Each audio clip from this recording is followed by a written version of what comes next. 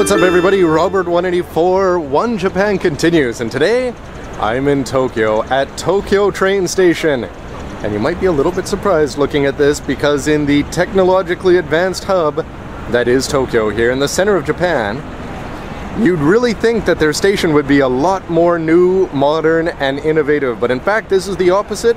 But there's a good reason for it. I still remember that the first time I saw this, almost 10 years ago, it looked horrible. It was a mix of new and old with construction all over the place, and eventually it got all boarded up because this is almost 100 years old here.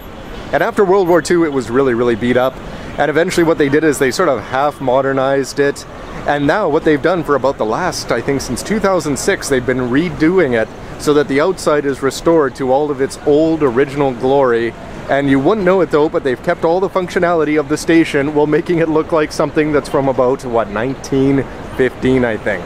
If you take a look down there, underneath they've just got a simple looking door with a very small JR sign if you can make it out inside.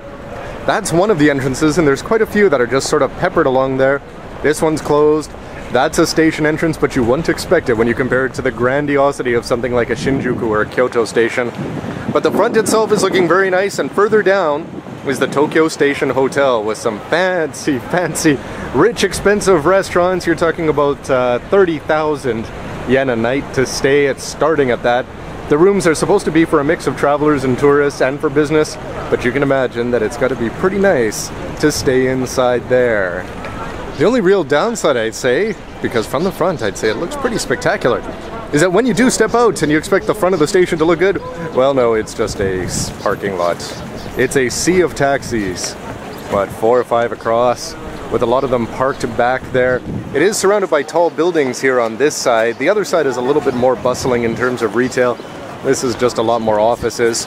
But straight down there is the Imperial Palace and the Emperor's house. It just would be nice if you were looking from this grand old building to that grand old house down there with the fantastic yard, that you weren't looking through about 100 ugly taxis. There's the regular station entrance, and everybody's taking pictures of the redone interiors here under the beautiful domes with modernity over there. Tokyo Station, Tokyo Gundam. Not quite the one-to-one, but I wonder if he would cost 30,000 to stay in the hotel. Anyway, everybody, hope you have a chance to check it out. It looks a lot better than it did 50 years ago and even 6 years ago. Tokyo Station. See ya.